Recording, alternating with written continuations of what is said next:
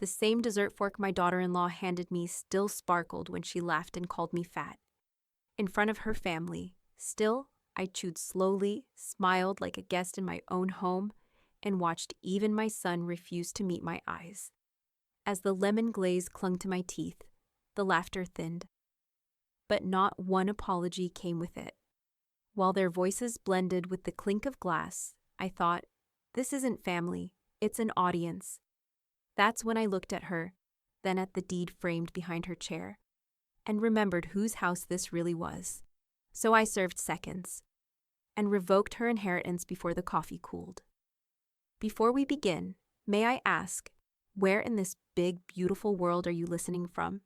It's always a quiet honor to know who's sharing this space.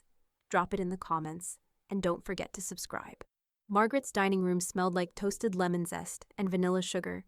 The dessert plates gleamed under the recessed lighting as she brought out her signature tart, golden, glossy, flecked with powdered sugar like first snow.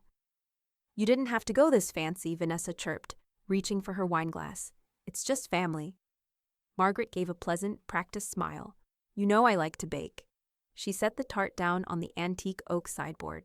Helps me think. Lily, Margaret's 12-year-old daughter, hovered at the doorway, fingers tucked into the sleeves of her hoodie. Her eyes scanned the room, the polished silver, the tidy linen napkins, the careful symmetry of the dining chairs. She leaned against the doorframe, quiet. The guests had already eaten. Chicken piccata, green beans almondine, crusty rolls with sea-salted butter. Now, coffee and dessert had turned the atmosphere soft, warm, controlled. Vanessa, impeccably blow-dried and sharp in a sand-colored blouse, twirled her fork as Margaret sliced the tart. You're gonna spoil us, Vanessa said, watching each piece land perfectly on its plate. David, get a look at that crust. David looked up from his phone. Yeah, looks great, babe. Babe. Margaret didn't flinch. She handed him his plate with the same neutral grace she gave everyone else. She sat down, folded her napkin over her lap, and picked up her fork. Around the table, forks tapped ceramic.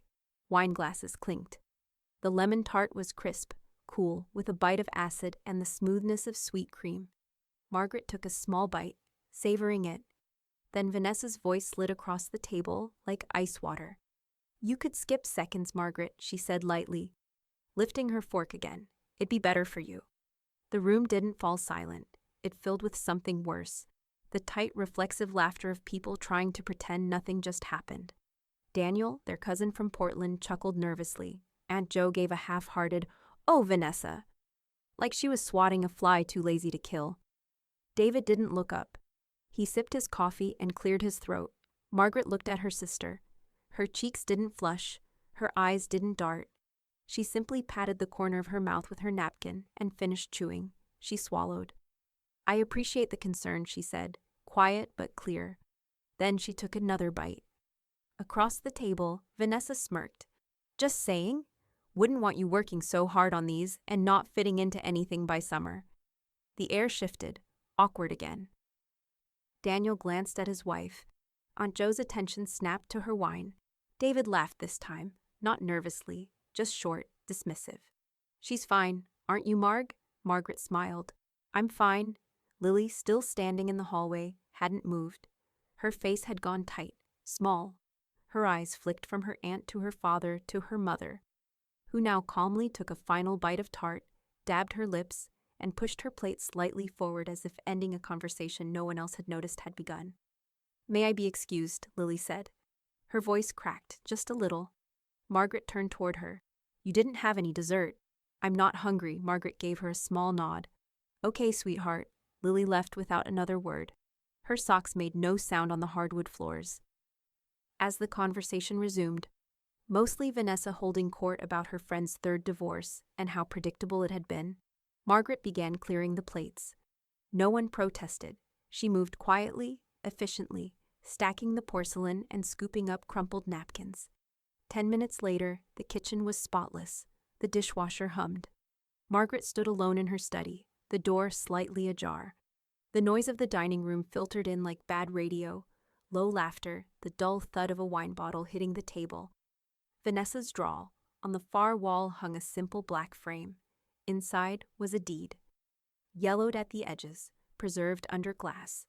The house had belonged to her grandmother once. Margaret had fought to buy it back after the divorce, quietly, steadily, without help, without fanfare. She stepped forward and touched the frame. Her fingers traced the edge of the paper, slow and deliberate.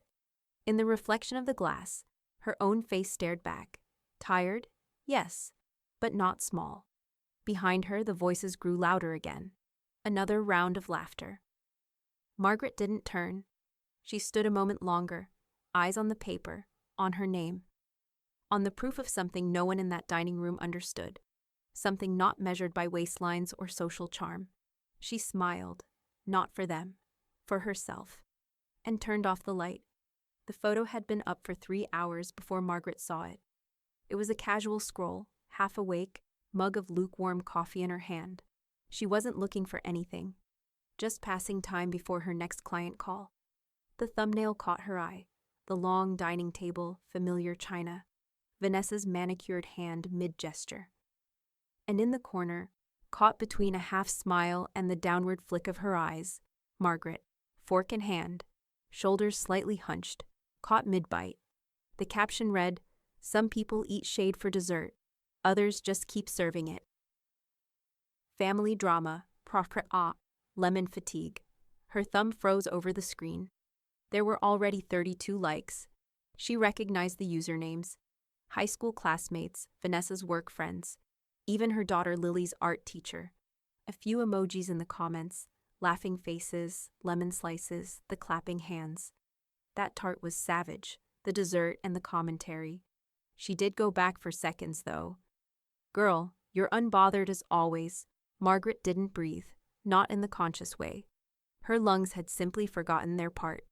She didn't cry. That wasn't what this was. It was a sting. A low, hot sting at the base of her throat, like she'd swallowed vinegar and it had nowhere else to go. Not anger, not yet. Just that slow, cold ache of being turned into something for other people's amusement. Made small, made content. Her hand trembled slightly as she locked her phone and set it face down on the kitchen counter.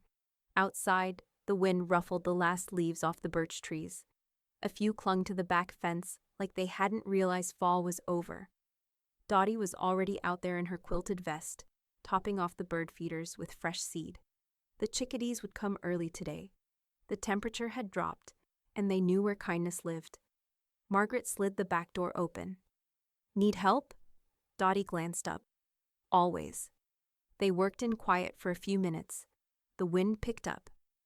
A squirrel darted along the fence rail and stopped short, eyeing them like it had business to conduct. "I saw Vanessa's post," Dottie said, like she was reading a grocery list. Margaret didn't respond right away. She unscrewed the top of the feeder slowly, seeds rattling in their bag like dry rain. "She tagged Lily," Dottie added. "Classy." Margaret poured the seed. Her voice, when it came, was low. "It's fine." Dottie didn't look at her. "No, it's not." Margaret tightened the lid and hung the feeder back on its hook. She wiped her hands on her jeans, the denim cool from the morning chill. "She does this," Margaret said finally. "She stings and smiles and walks away clean." Dottie looked at her, really looked. "You don't have to swallow every insult just because it's served with a smile." Margaret let that settle. The wind stirred again. A jay called somewhere behind the garage. Sharp, accusatory. She turned back toward the house. Inside, she didn't sit. She didn't make more coffee or distract herself with dishes or laundry or polite silence. She walked to the study and pulled open the second drawer of her desk, where the file folders were neat and labeled. One was marked Estate, Alan D. She took it out. The call rang twice before Alan picked up. "Hey, Margaret. I want to look at the papers again." There was no pause on his end, just the sound of a pen clicking. "All right. Do you want to come in, or should I bring them over?" "In person's fine," she said. "Tomorrow morning. I'll clear a spot. Anything specific you want to revisit?" She looked at the folder, her name, his name. Power of attorney, custodial terms, legacy instructions.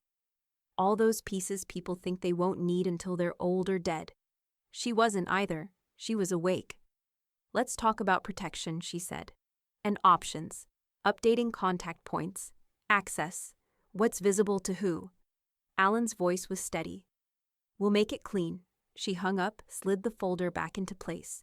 Then, quietly, Margaret sat on the edge of the desk.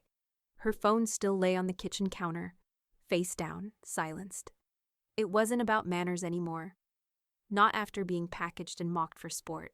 Not after watching her daughter walk away from a table full of people who didn't blink. There was a cost to playing nice. She'd been paying it for years. Now it was time someone else picked up the tab. The estate folder sat open on Margaret's kitchen table, its tabs fanned out like pages of an overdue confession. Outside, the sun barely cleared the roofline, casting long, dusty shafts of light through the back windows. The house was quiet. Lily was at school, the dishwasher was off, the silence too thick to ignore. She adjusted her reading glasses and started from the beginning. Cover letter, will, durable power of attorney, advance directive, and then executor. David Winslow. Primary beneficiary, Vanessa Winslow. Margaret didn't blink, not at first, but a long breath leaked out of her. One of those breaths that come from the ribs, from old disappointments buried so deep they don't rise until you see them in ink. She remembered the day she'd first signed the papers. 5 years ago, maybe 6. David had still been trying then, still occasionally home for dinner, still calling her babe, before the edge came into it. Vanessa hadn't yet sharpened herself into a weapon. They were family, or at least pretending hard enough to look like one. It had made sense back then. A husband as executor, a sister as backup. Family meant safety. But now, looking at it, David would inherit the house, the investments. Vanessa had a claim on the coastal property, the one Margaret had inherited from her mother but couldn't afford to renovate. Even Lily's name wasn't listed until the final page, and only as a contingent recipient if preceding heirs could not be reached or declined distribution. Declined. As if Lily might someday choose not to accept the scraps. The documents weren't evil. They were just unchanged, unchallenged. And that was their danger. The door creaked open behind her. Dottie stepped in with a brown paper bag and a whiff of cinnamon. "I brought muffins, blueberry, real ones, not that boxed crap." Margaret didn't look up. "David's still the executor." Dottie set the bag down slowly. "You're kidding." She slid into the chair opposite her and scanned the page. "Well, that's a hell of a thing." Margaret turned another page. "And Vanessa, if something happens to me and David, it all lands with her." Dottie didn't speak for a while. She just tore a muffin in half and handed Margaret the bigger piece. "You put that name there because you trusted him," she said finally. "Trust can change." Margaret took the muffin but didn't eat. She kept reading, mortgage details, property lines. Lily's birth certificate, folded in the back sleeve like an afterthought. "I don't think I knew what trust meant back then," Margaret said. Dottie nodded. "Most of us don't until someone uses it against us." They sat with that. Later that afternoon, Margaret stepped into Alan's office.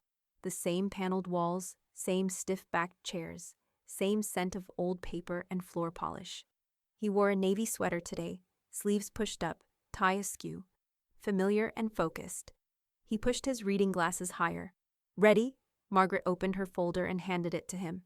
"David's out, Vanessa too. I want a full review. Let's start from the top." Alan nodded. "You want Lily named?" "As primary, and I want her college trust formalized. Separate, locked." Smart. They worked in quiet efficiency. Margaret read everything now. No more skimming, no more polite trust in other people's word. Her pen moved deliberately, striking names, underlining clauses. She added a backup executor, a distant cousin who ran a nonprofit in Minnesota, someone who lived off the grid of Vanessa's influence. Alan looked up near the end. "You sure you don't want to call them? Give them a heads up?" Margaret smiled, dry. "No. Let's let the paperwork speak for me." Back at home, she opened her laptop and saw a calendar reminder. Ladies' Luncheon, Country Club, 12:30 p.m. A recurring event, hosted monthly by Vanessa and her inner circle. Golf wives, retired decorators, women who'd learned to compliment you while inventorying your wrinkles. Margaret stared at it for a beat. Then, with the same quiet certainty she'd used to sign her name, she clicked delete. No RSVP, no explanation, just gone. The silence afterward felt clean. That evening, Lily came home to find her mother on the porch, blanket across her lap, mug of tea in hand. "Hey," Lily said, dropping her backpack by the door. "Hey, baby." Lily hesitated, then sat beside her. "Did something happen?" Margaret sipped her tea. The wind brushed past, rustling the wind chimes, soft and hollow. "I'm just rearranging things," she said, "making the house fit better." Lily looked confused, but something about the tone, firm, unbothered, made her nod. Behind the calm, behind the silence, the wheels had started turning. And this time, Margaret wasn't going to warn anyone before they moved. The note arrived in a cream-colored envelope, slipped through the brass slot on Margaret's front door like a relic from another time. No stamp. No return address. Just her name in looping, overly feminine cursive she recognized immediately. Vanessa's handwriting had always looked like it was trying out for a Hallmark commercial. She didn't open it right away. Instead, she made tea. Chamomile with orange peel. Dottie was already at the table peeling a clementine with the precision of a surgeon. Margaret dropped the envelope beside her teacup. "We've received a scroll from Her Majesty." Dottie raised an eyebrow. "Vanessa," Margaret nodded. Hand-delivered, no less. She slid it open with a butter knife, read the first line out loud. "Margaret, darling, I'm sorry things have felt off lately. I'm sure it's just a misunderstanding." Dottie snorted. Margaret kept going. "I know you're busy with Dottie and your birds and your tea parties, but the ladies and I have missed your company at brunch. We were just saying the other day, it's not the same without your lemon tart and your gentle wisdom. David said he'd mention it, but I figured I'd be bold and reach out myself." They laughed. Not cruelly, not at first. Just the helpless kind that escapes when someone's done exactly what you expected them to do. But then the laughter trailed off. Dottie folded her hands. "Gentle wisdom," she said. Translation: be quiet and serve dessert. Margaret folded the note carefully, like it might stain her fingers if she crumpled it. "I used to think those brunches were connection," she murmured. "Turns out they were compliance." Dottie reached across the table and patted her hand. "You're too damn good for pretense. Always have been." Later that night, Lily found Margaret standing at the kitchen window, arms crossed, the envelope still sitting near the sink. "Was it from Aunt Vanessa?" Lily asked. Margaret nodded but didn't elaborate. Lily stepped closer. Her voice was quiet but sure. "You don't have to keep being nice to people who make you feel small." Margaret turned, surprised at the certainty in her daughter's tone. "I'll make sure you're never embarrassed again," Lily added. The ache that came then was strange. Not the sharp cut of humiliation, but the soft burn of being seen. Margaret pulled her close. "That's not your job, sweetheart." Lily hugged her back. "It's not a job. It's a promise." The next morning, Alan laid out the finalized documents across the long mahogany conference table in his office. He explained each section thoroughly, but Margaret barely needed him to. She'd read and reread it all twice.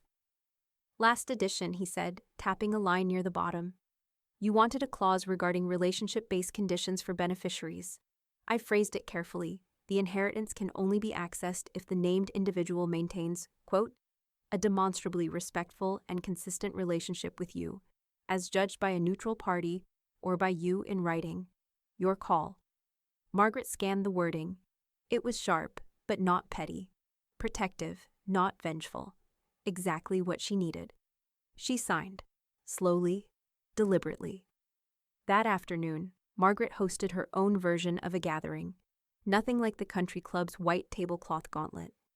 Just a small circle of women from the neighborhood, Dottie, her friend Fran, who made excellent jam, 2 retired teachers Margaret had met at the library, and Nora, the nurse who used to treat Lily's asthma. No centerpieces, no husbands, no fragile eggshell social cues. They drank tea from mismatched mugs. Someone brought a peach cobbler. They passed a novel around and laughed over whether it was worth finishing.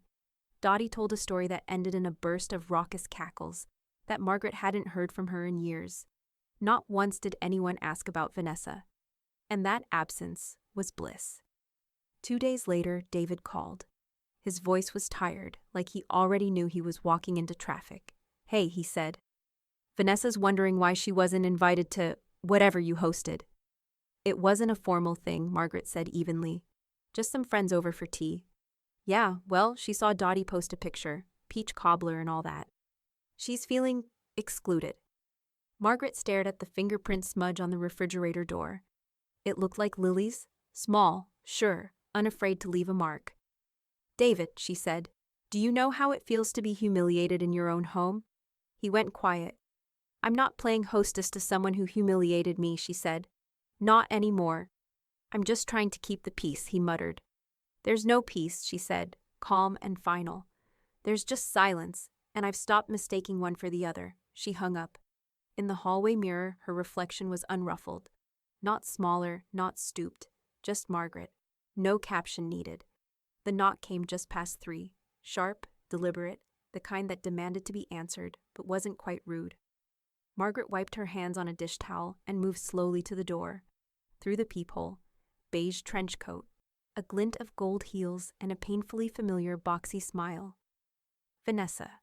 Margaret opened the door without greeting. Margaret, Vanessa beamed. I hope I'm not catching you at a bad time. She held out a square gift bag, glossy and cream-colored, tied with a satin bow. The scent of something herbal and expensive leaked from the paper. Margaret didn't reach for it. Vanessa held her pose for a moment too long, then chuckled awkwardly. It's a candle, hand-poured, eucalyptus and neroli, very calming. Margaret stepped aside. Come in. Vanessa clicked in on her heels, scanning the entryway like it was an open house. She moved to the kitchen island and set the bag down like it might break something if mishandled. I just thought, after everything, we should clear the air, she said, still facing away, adjusting the bag.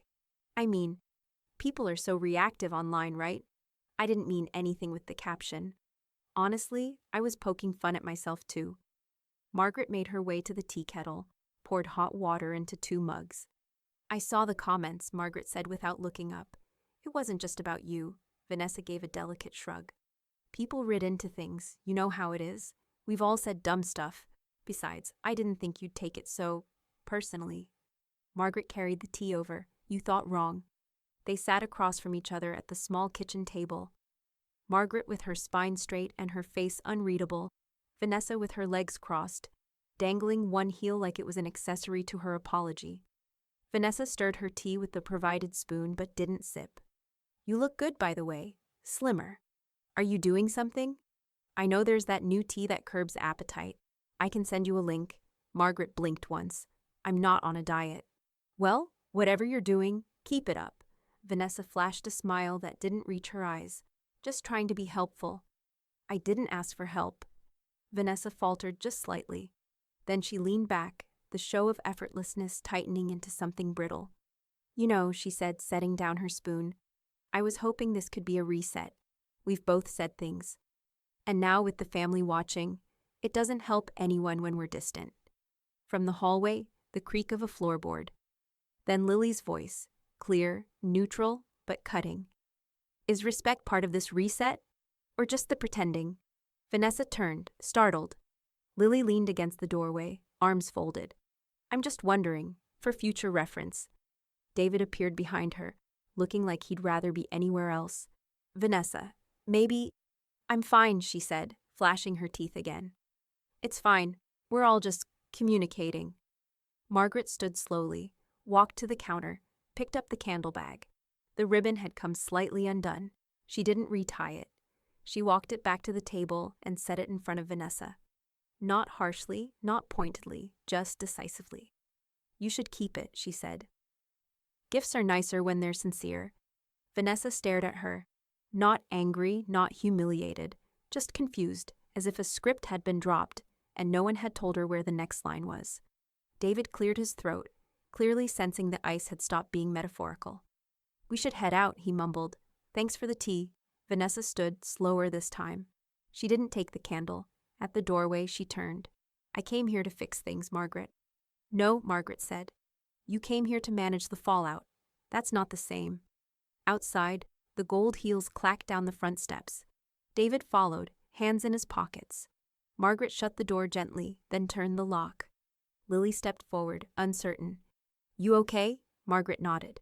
I am now. They stood there a moment, just listening to the silence that followed someone else's exit. Then Margaret turned back toward the kitchen, toward the mugs left cooling on the table. She picked them up one at a time, rinsed them out, wiped the counter, and dropped the candle bag into the recycling bin without ceremony. Later, when she checked her phone, there was a new text from Vanessa, just a single lemon emoji. Margaret stared at it for a beat. Then she blocked the number. The subject line read, "Concern. Margaret's well-being and choices." Lately, it was sent from a cousin Margaret hadn't spoken to in 4 years. Janine from Illinois, a woman who wore pearl clip-ons and once cried at her own baby shower. The body of the email was worse than the subject. Several of us have noticed changes: emotional withdrawal, uncharacteristic decisions, and concerning social behaviors. There's been talk of Margaret isolating herself, hosting exclusive events, and cutting family ties. Some wonder if these changes are due to stress, grief, or the influence of non-family figures. Others worry it's about control. We say this with love. We hope she reconsiders this current lifestyle. We're here if she needs support, guidance, or professional help. Margaret read it twice, not because she needed clarity, she didn't, but because she was stunned by the coordination. The language reeked of Vanessa, sanitized concern wrapped around an accusation. At the bottom, 9 recipients were CC'd, all family. Most of them hadn't called since the funeral. She let out a sound, half laugh, half scoff, and leaned back in her chair. Dottie, across the kitchen table, looked up from the crossword. "What's that face?" Margaret turned the laptop toward her. "Today's performance," Dottie read silently, then let out a low whistle. "Wow, that's some grade A manipulation." Margaret cracked a smile. "I should frame it." Instead, she forwarded the email to Alan with a brief note, "For records. No response needed unless legally relevant." Then she closed the laptop. No dramatics, no rebuttals. Let them keep their pearl-clutching and back-channel whispers. She had better things to build. The next morning, Margaret stood in her study, arms crossed, eyes scanning the faded wallpaper and the worn edges of the rug her mother once loved. The house was full of quiet stories, but some of them needed editing. By noon, she had 2 contractors booked.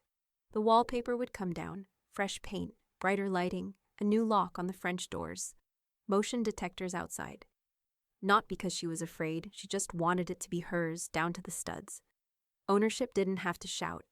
It could hum, deep and steady. That evening, Dottie arrived holding something wrapped in twine and layered with tissue paper. "What is this?" Margaret asked. Dottie grinned. "Something I kept after the funeral. You were too fogged up to deal with it then. Thought now was the time." Inside was an old, oversized scrapbook. Its pages were thick and brittle with age. Handwritten notes on yellowing index cards poked out from the edges. Margaret opened it carefully, and the smell of old wood, fresh paint, and long-set glue rose up like memory. Each page held photos, notes, receipts. Margaret and her late husband Peter, scraping wallpaper in the guest room, a faded check for lumber, a napkin sketch of the patio they built the summer Lily turned 3. There were clippings from hardware store flyers, bits of floor tile taped next to swatches. "You kept this," Dottie shrugged. "I knew someday you'd need to remember what was yours, what you made." Margaret ran her fingers over a Polaroid of Peter kneeling beside Lily, showing her how to plant tulip bulbs. Lily's cheeks were chubby, her jacket oversized. Peter had mud on his jeans and a pencil behind his ear. Margaret's voice caught. "We weren't flashy, you know, just steady." "That's the part they can't stand," Dottie said. "You didn't need to be seen to matter." By the weekend, the study was halfway repainted. Lily had taken over organizing the document boxes, land records, savings bonds, insurance. The dining table was covered in piles of paper, labeled with post-its, mortgage paid, deed transfer, college fund active. "Did you keep everything?" Lily asked, holding up an old check stub from the 2006. Margaret smiled. "Some habits aren't bad ones." They worked for hours, just the 2 of them. No TV, no distractions. The rhythm was satisfying. Dust, label, sort, remember. "I didn't know you did all this," Lily said softly. "I didn't always talk about it," Margaret said. "Didn't think anyone needed to know." Lily looked at the pile marked Inheritance Trust, revoked, then back at her mother. "They needed to know," she said. "They just didn't want to." Margaret nodded once. She moved to the study doorway and leaned against it, watching the slow transformation. Walls once wallpapered with someone else's taste, now primed, waiting for a color she would choose. Ownership wasn't a speech. It was a room you stood in with both feet planted. The language was crisp. Alan had made sure of it. Any beneficiary who publicly disparages, humiliates, or otherwise undermines the grantor, verbally, digitally, or in writing, shall immediately forfeit their share of the estate. All final determinations rest with the grantor or designated proxy. Margaret read it aloud slowly. Each word landed like a stone on still water. She glanced up. "You're sure this holds?" Alan gave a small smile. "If it's specific, documented, and provable, absolutely. The courts respect dignity when it's backed by precision." Margaret looked back at the page. For the first time in weeks, she felt something unexpected. Not relief, not anger, delight, a rare bloom of it. Not because someone would suffer, but because her boundaries had finally been notarized. By noon, the clause was signed and sealed. Alan filed it into her updated estate packet. Margaret didn't make a production out of it. She didn't need to.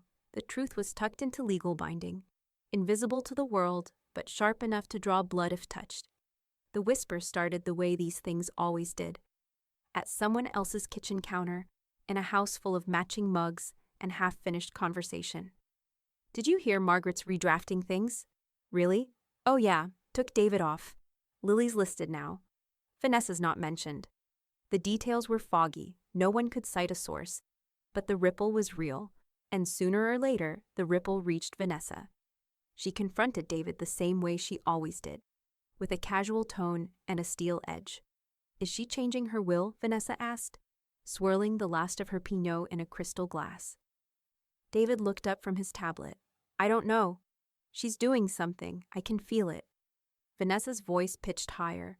"She's hosting things again, playing house with Dottie and those weird neighbors. She's up to something." David hesitated. "She seems better, happier." Vanessa blinked. "That's not the point. The recital was small, invitation only, 12 guests at most.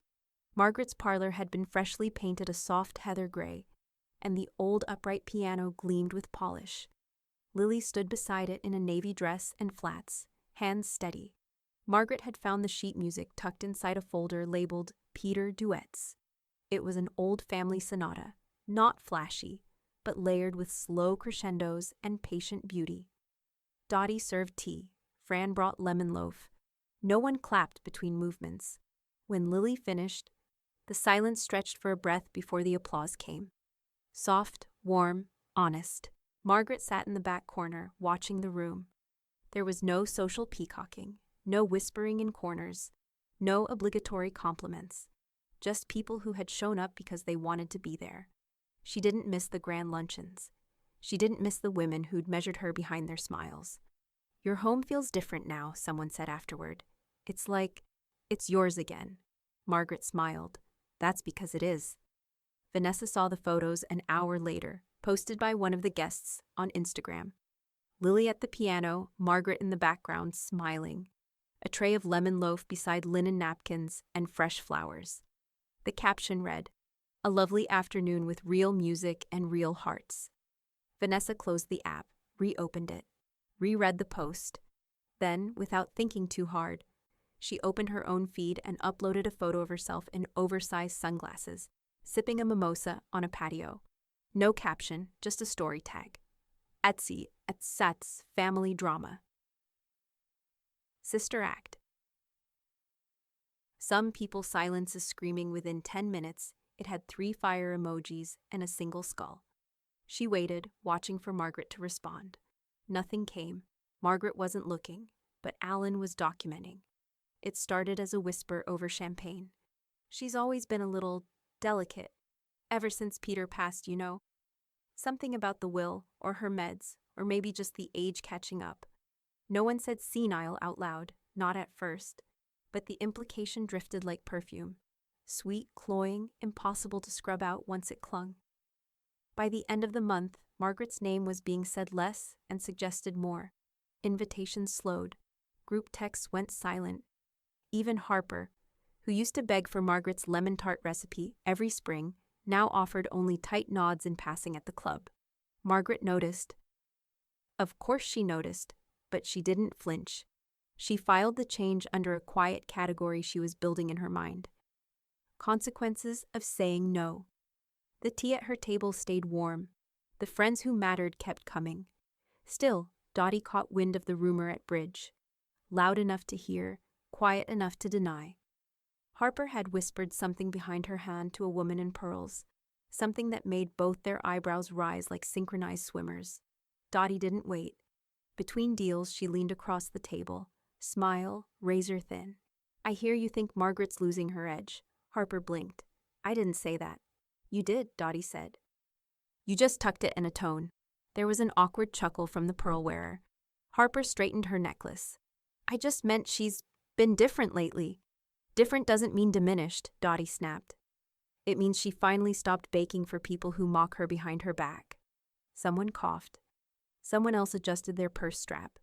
The next hand was dealt in silence.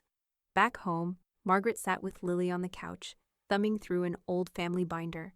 The light from the study cast a soft golden hue over the room, bouncing off the stack of legal folders on the coffee table. Lily looked up from her laptop. They're saying you're confused. Slipping. Margaret smiled without mirth. Because I stopped inviting them to drink rosé and rank each other's Botox, Lily's voice sharpened. We could file a harassment claim. No, Margaret said. Let's be exact. Not loud. The next day, she scheduled a full cognitive and competency exam at her primary care office.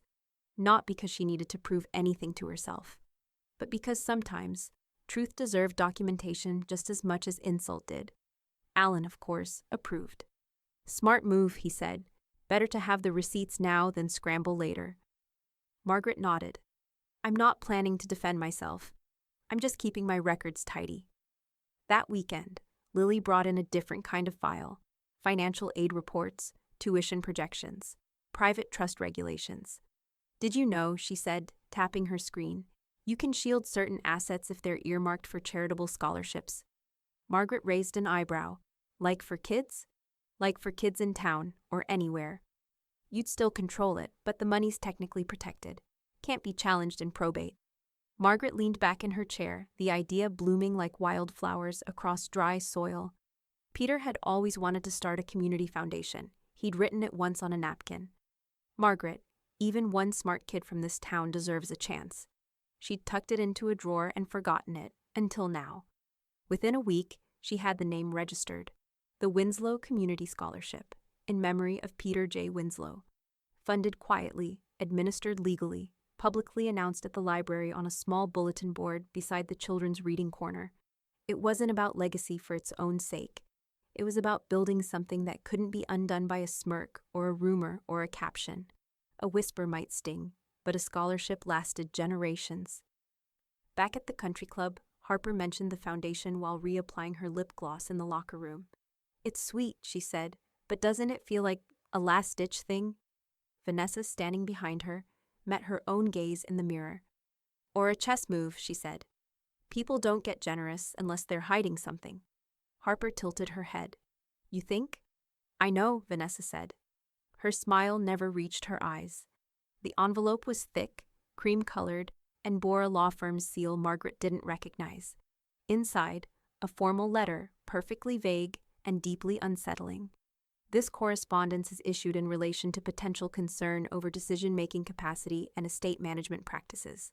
At this time, no formal guardianship petition has been filed, though such action may be considered if emerging concerns are substantiated by qualified observers or family consensus. There was no signature, just a typed name, Paralegal, Estate Observation Division.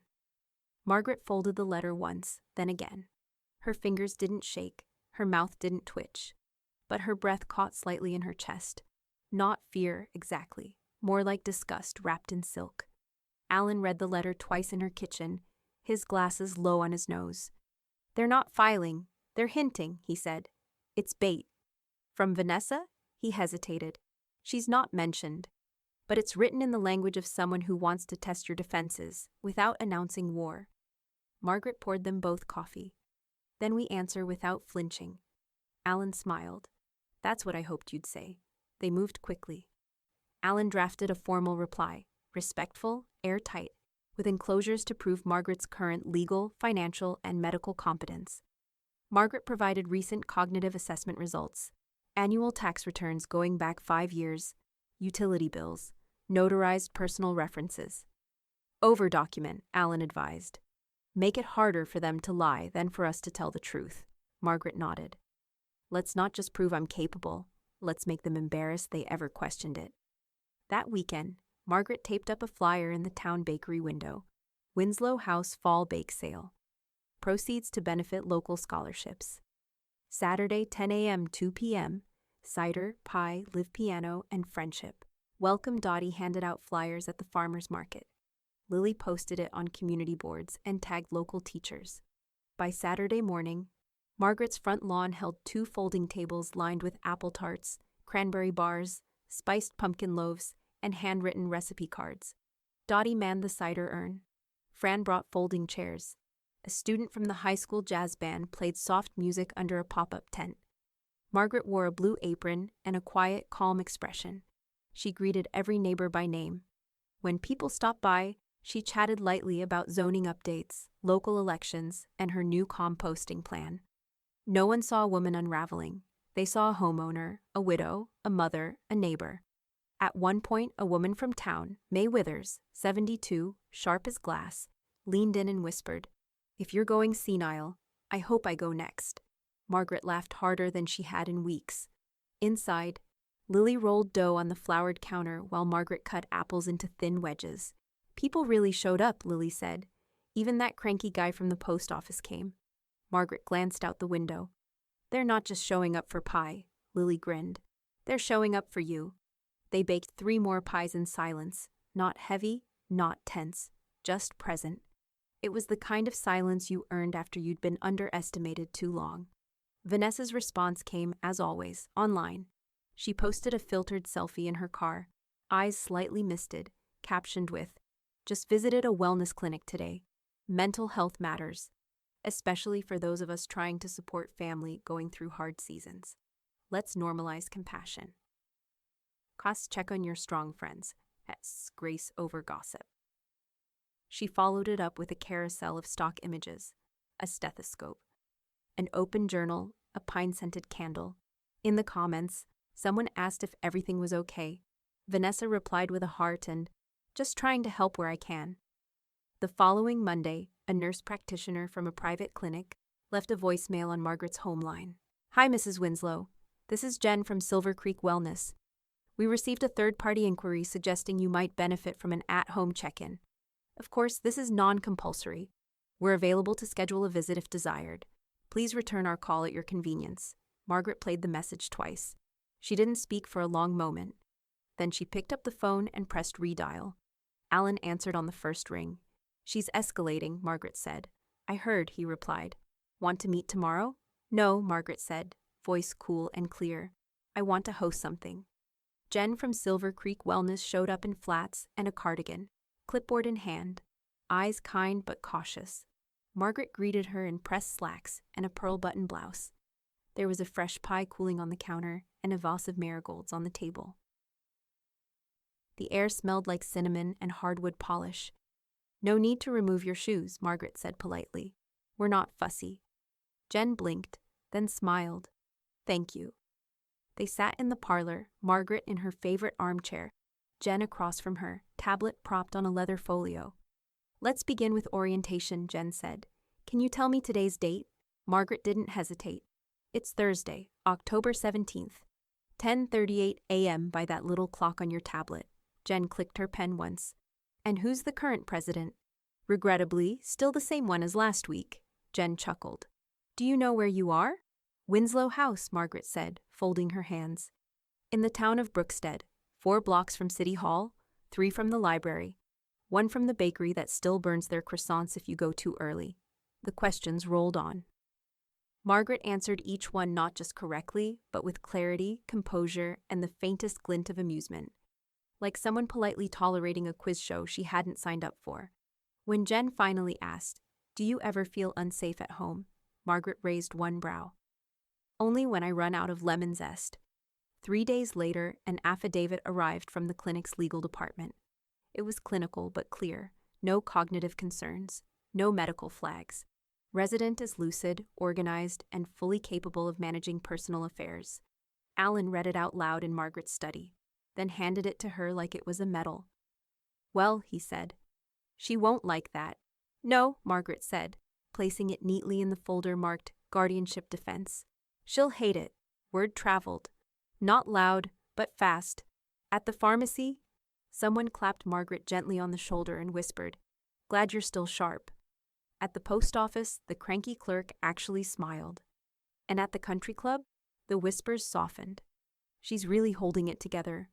Well, she always was strong-willed. I guess it was just a misunderstanding.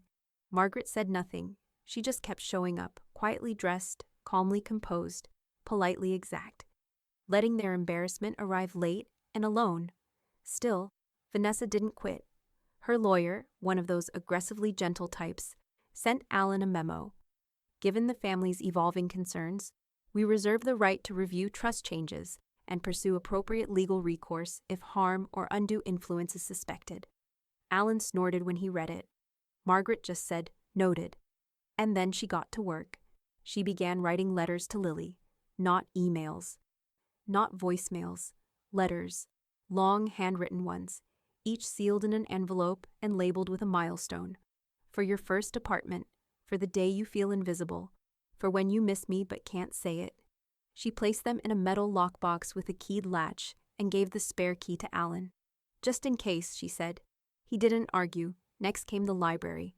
Margaret approached the director, Ms. Tolley, who wore scarves like battle flags, and asked if the Winslow Foundation could underwrite a local lecture series. "We're thinking something small," Margaret said. "Practical, maybe elder rights, legal literacy, financial protections for retirees." Ms. Tolley beamed. "This town could use that." The flyers went up a week later, neutral colors, friendly font. Margaret didn't put her name on them, not directly. But people knew, and more importantly, Vanessa would know too. The first lecture, Power of Attorney Isn't Power of Personality, drew 28 people. The second had 35. By the third, a reporter from the local paper showed up, scribbling notes beside the coffee table. "You're making waves," Dottie said one evening, refilling sugar packets in the back row. Margaret smiled. "Good. I was tired of being the shore." Apologies began to arrive, shaky, awkward ones. A card from Harper. "Didn't realize how unfair that all looked. Hope you're well." A passing comment from a country club acquaintance. "You've really handled things with grace." But Margaret wasn't collecting apologies. She was collecting her house back, her story, her voice. One invitation arrived in the mail with gold trim and a handwritten note. "Hope you'll consider attending the spring social. Things aren't the same without you." Margaret held it over the recycling bin for a long moment, then tucked it into her desk drawer. Not yes, not no, just not yet. That night, Vanessa posted a photo from her garden, lavender and rosemary in perfect rows. The caption read, "When you've tried everything and they still paint you the villain." Margaret didn't see it, but Lily did. She closed the app, walked to the kitchen, and pulled out the lockbox. Then she wrote her own letter. The invitation arrived not as a text or a call, but through Alan.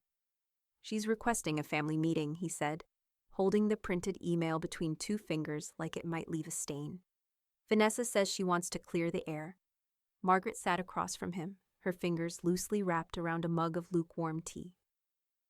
The phrase "clear the air" hovered between them like fog from a cheap humidifier.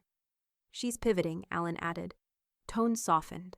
Words like misunderstanding, reconnection, and healing space are trending heavily. Dottie was in the kitchen, resealing a bag of pecans. She didn't even turn around. "It's a trap," Margaret smiled faintly. "Of course it is." "You're not considering it?" Dottie asked. "I'm considering the optics," Margaret said, standing to rinse out her cup. "Not the sincerity." Alan raised a brow. So, she said, drying her hands. "I'll accept. But on my terms." Alan drafted the ground rules that afternoon. 4 bullet points.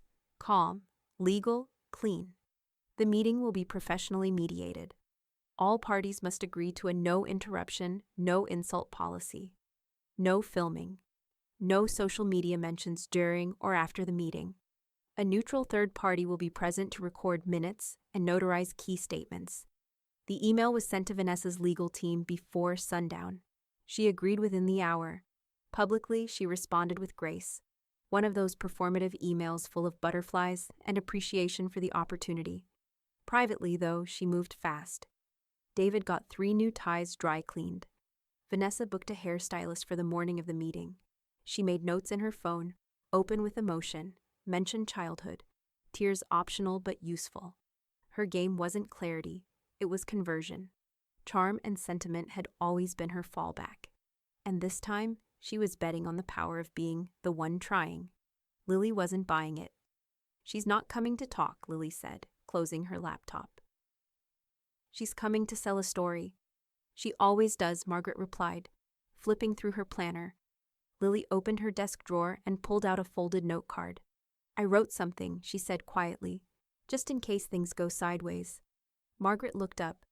I don't plan to read it unless I have to, Lily continued. But if I hear her say one more thing about your state of mind, or how you've drifted from the family, I want to be ready.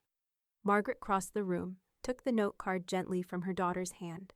She didn't read it, just nodded and kissed the top of Lily's head. Thank you. That evening, Margaret stood in front of the mirror in her study.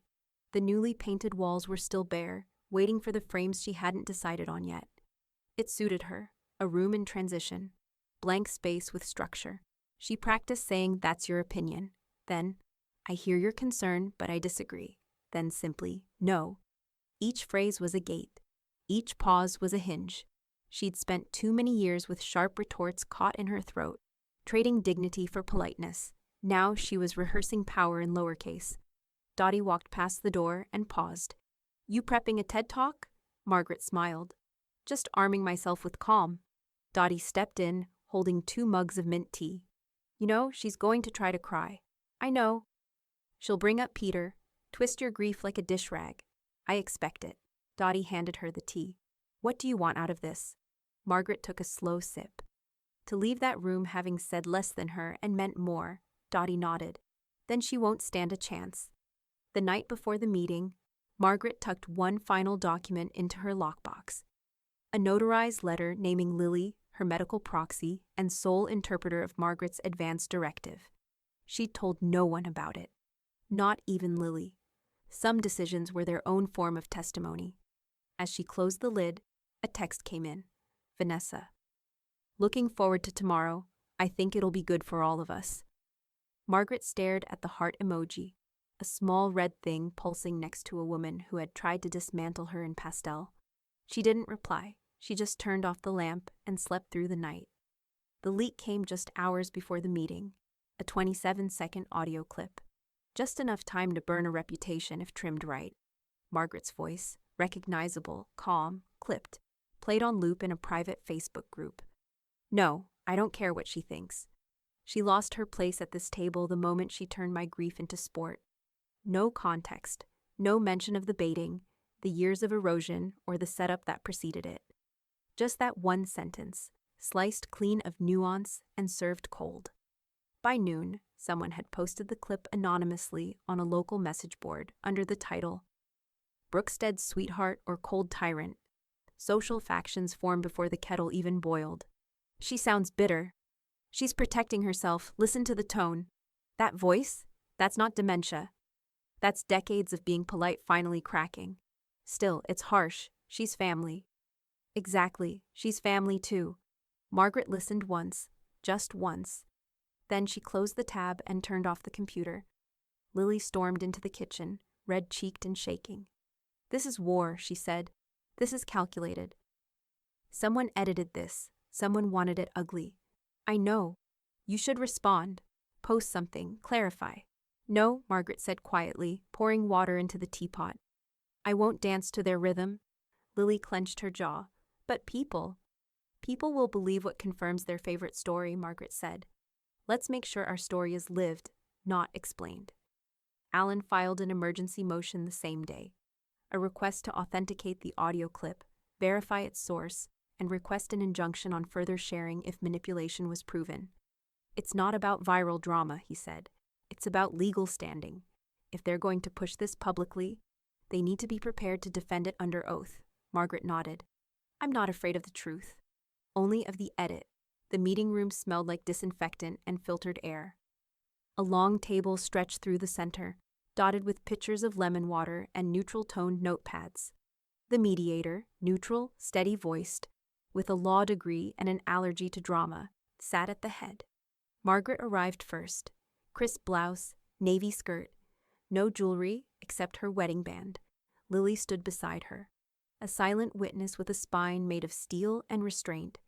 Vanessa arrived 10 minutes late in cream cashmere and glossy lips, David trailing behind like a man whose tie was strangling him inch by inch. The air pulsed with performance. The mediator cleared her throat. We'll begin by acknowledging that heightened emotions are not uncommon in familial estate conversations. Margaret raised a hand before the preamble could continue. I've prepared something, she said, unfolding a paper. Her voice didn't shake. It settled. Dignity is not the absence of conflict. It's how we conduct ourselves inside it. This home, this name, this life I've led. These aren't just assets. They are years I spent loving a family that often loved me with conditions. I've come to understand that silence sometimes preserves peace, but it does not always preserve truth. I don't speak today to control. I speak because I've spent too long being interpreted. This is not about money. This is about memory, about the right to grow old without being erased before you're gone. She folded the letter and placed it on the table. Vanessa blinked quickly. David looked at his lap. The room went still, like the second between lightning and thunder. The mediator adjusted her glasses. We'll pause here. I'd like to suggest cooling off measures. No immediate changes, no public statements. And I strongly recommend a third-party evaluator review the estate file, not for legal challenge, but to offer transparency. Margaret nodded once. Vanessa didn't speak. For once, she had no script. Lily placed her hand on her mother's shoulder and slid the note card she had written weeks ago across the table. I'm prepared to read this if I need to, she said, but I'd rather not. I'd rather you listen than make me fight. The mediator made a note. We'll reconvene in 2 weeks, privately and respectfully. The room began to thin, but Margaret remained seated, waiting, because the next move wouldn't be made in this room. It would be made in whispers or silence, and she was ready for either. The envelope was thick, again, but this one had teeth. Alan opened it at the counter while Margaret peeled apples at the kitchen island. She didn't look up as he read. She's filed a petition to contest the trust, he said flatly, alleging undue influence. Claims you weren't of sound mind when you amended the terms. Margaret paused mid-slice. She's going to lose, Alan added, but she'll drag it through the mud first. Margaret nodded once. Then we'll stay clean while she kicks dust. The court hearing was set for 6 weeks out. And so they began the work. Alan built the defense from the foundation up. Every amendment to the trust had been signed in front of witnesses, documented with timestamps, and updated in accordance with state requirements. He pulled bank statements showing years of steady financial management, check ledgers in Margaret's hand, email threads confirming charitable disbursements, contracts for the scholarship fund. Everything has your fingerprint on it, he said. No one else's. That's the point. Margaret smiled.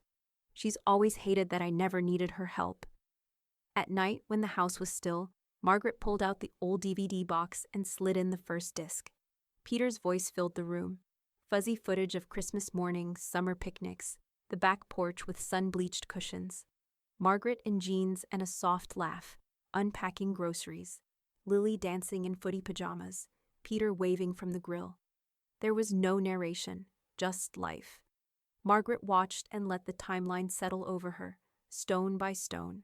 Years of order, thoughtfulness, ordinary love. She wasn't remembering to feel sad. She was remembering to anchor. Meanwhile, Lily took her own path. She pulled up archived texts, emails, and birthday cards from Vanessa, each one syrupy, full of praise. You've done such a beautiful job with the house. Margaret, your scholarship idea is genius, truly inspiring. Thank God one of us is good with numbers. Lily bookmarked them all. She organized them by date. Contradictions don't need to shout. They just need to be placed side by side. Dottie mobilized the neighborhood. She wasn't loud, she was effective. Within days, she had 7 signed affidavits from neighbors. Statements about Margaret's morning walks, her library talks, her detailed compost bin labels. One woman added a drawing Lily had made as a child, still on her fridge. She grew up in that home, the woman wrote. You don't forget a household like that, or a mother like Margaret. Alan reviewed them and nodded. She tried to question your stability. Instead, she gave us an archive. The day before the hearing, Margaret stood in front of her closet, running her hand along the line of blazers. Lily sat on the bed, cross-legged, watching her. You're not nervous? She asked. Margaret paused. I'm not unsteady. That's different. She pulled out a dark gray suit, simple and elegant, folded it across the bed. I'm not going to prove anything, she added. I'm going to remind them what's already true. Vanessa, meanwhile, held her own meetings, loud ones. She tried on charm in front of her lawyer, then tears in front of her stylist. Neither fit well. In private, she practiced the phrase, concerned for her well-being, until it sounded real. But under it all, there was something thin cracking beneath the performance. Not fear, not yet, but doubt. Because she'd thrown everything she had. Accusations, pressure, gossip, legal reach. And still, Margaret hadn't flinched. Not once. The night before court, Margaret stood in the study and opened the lockbox. She pulled out one of the letters she'd written to Lily, for the day you feel invisible.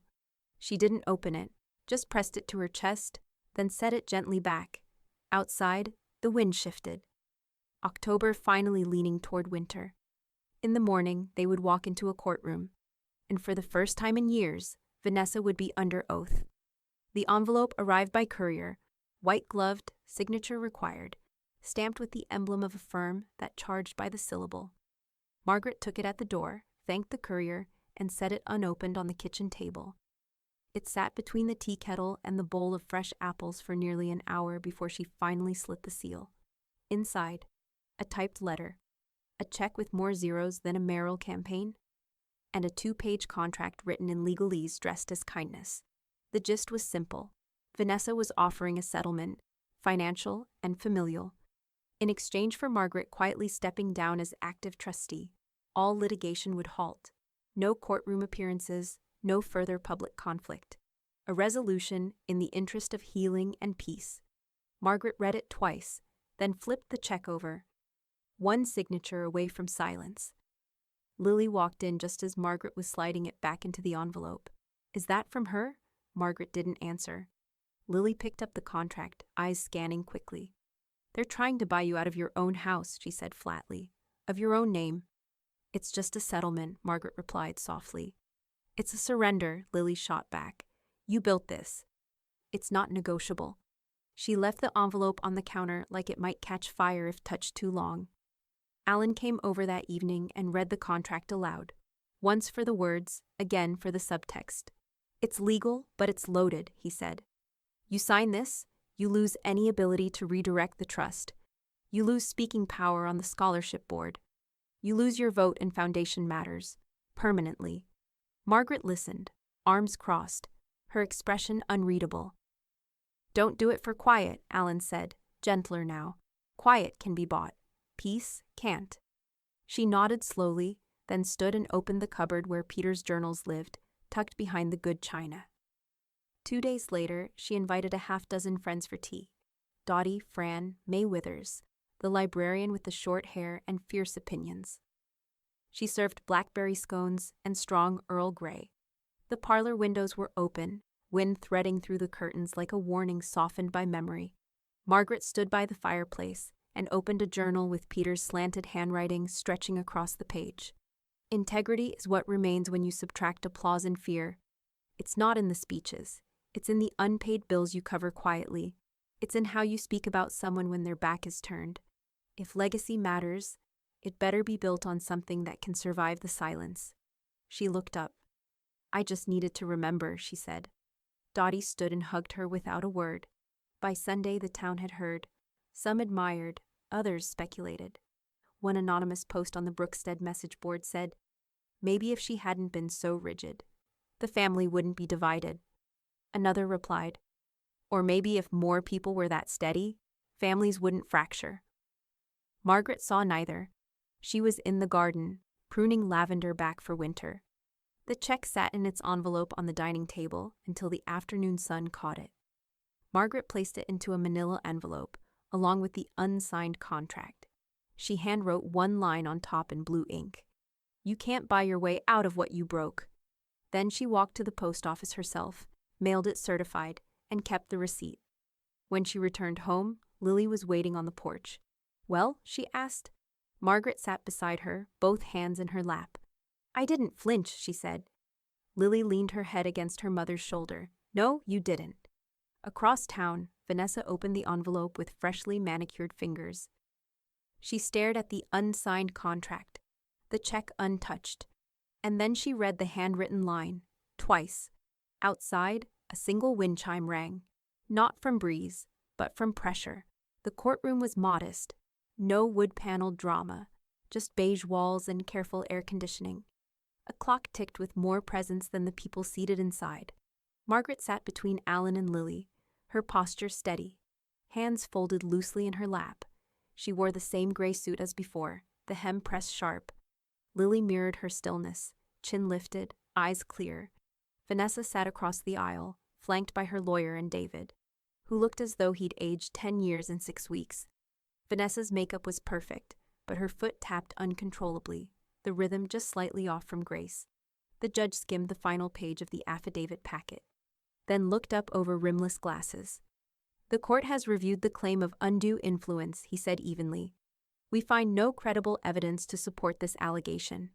The grantor, Mrs. Margaret Winslow, demonstrated full capacity at the time of the trust amendments, supported by medical evaluations, witness statements, financial consistency, and behavioral continuity. Vanessa shifted. The judge continued. Further, the court finds no evidence of coercion, manipulation, or interference from third parties. The challenge is dismissed with prejudice. All administrative roles remain as filed. The gavel fell, not loud, not cinematic, just final. Vanessa stood up too quickly. "I'd like to speak," she blurted, voice already rising. The judge didn't flinch. "That won't be necessary. I was trying to protect her," she hissed, turning toward the gallery as though someone there might still believe her. "I was trying to keep this family together." Margaret didn't move, not even a blink. But from the far back corner, Harper, of all people, raised her phone and began filming. The clip wouldn't go viral, but it would ripple. Outside, as Vanessa stormed down the courthouse steps, Harper's feed caught the side angle. Vanessa swiping her sunglasses off, knocking into a reporter's microphone, muttering, "This is far from over." The live stream comments came fast. "This is embarrassing. Protect Margaret at all costs. She's still trying to spin it? Brookstead doesn't forget." Back at home, Margaret stepped into the foyer and exhaled for the first time all morning. She paused at the study door. The sun had shifted just enough to catch the frame on the far wall. The deed hung there, clean and square, encased in glass like a promise. She stepped forward, ran her fingers gently along the edge of the frame, not triumphant, not even proud, just anchored. "I kept it," she said to the quiet room, "even when no one thought I would." Lily came in behind her, still carrying her purse. "I was thinking," she said, "if you still want to redo the garden, I could sketch some things out. Maybe a mix of what Dad planted and what you love now." Margaret turned. "You'd do that," Lily smiled. "It's ours, isn't it?" Margaret didn't answer. She didn't have to. The front phone rang, landline, stubborn and real. Dottie's voice, warm and proud. Bridge girls heard the verdict. "We're throwing you a little something Friday night. No cake, just cobbler and calm." Margaret laughed. "That's exactly what I want." Later that afternoon, she sat alone in the study. She opened the lockbox, added a final letter to the stack. This one didn't say, "for someday." It was for today. She sealed it anyway. Not everything needed to be read right away. She stood, reached up, and gently lifted the framed deed from the wall. She checked the back. Still signed. Still hers. Then she reset it, smoothing the corners. She stepped back. The house was quiet. The light was warm. Nothing needed defending anymore. Margaret brushed a hand down the front of her blouse and whispered, more to herself than anyone else. You can laugh at my dessert, but the house remembers who fed it.